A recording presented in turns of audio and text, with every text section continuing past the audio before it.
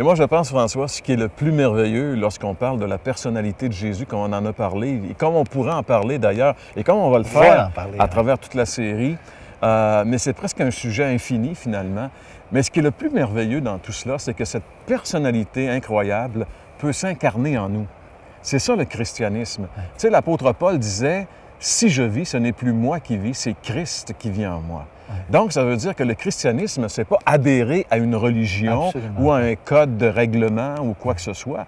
C'est vraiment entrer en relation avec une personne qui vient habiter en nous et qui va nous transformer pour faire de nous, justement, des personnalités qui vont ressembler ou qui devraient ressembler de plus en plus à la personnalité de Jésus. Je ne sais pas si tu connais l'histoire. Il y a un missionnaire qui avait été en quelque part et puis il avait travaillé là dans une certaine tribu et puis il avait quitté la place. Et puis un autre, un peu plus tard, est venu pour aussi annoncer l'Évangile, parler de Jésus.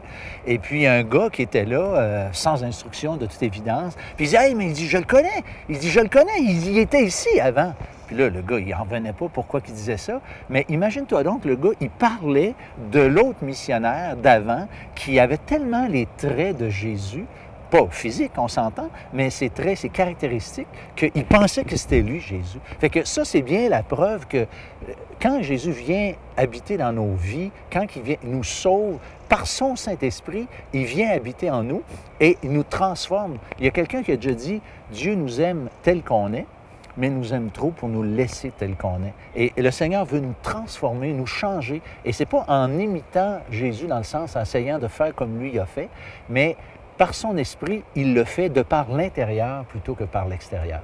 Et ça, il y a un de ce qu'on appelle les pères de l'Église, là, un des premiers écrivains, des premiers chrétiens, avait dit ceci, il s'appelle Athanase. Il avait dit « Jésus est devenu comme nous pour qu'on puisse devenir comme lui. » J'aime ça. Hein? Je pense que cette pensée résume bien le christianisme.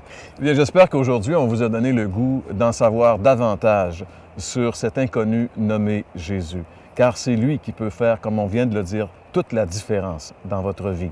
Alors, si vous voulez en savoir davantage, n'hésitez pas à nous écrire. L'adresse va apparaître dans quelques instants à l'écran. Et bien sûr, tout au long du reste de cette série, nous allons ensemble découvrir d'autres facettes de cette personnalité unique et extraordinaire qu'est cet inconnu nommé Jésus.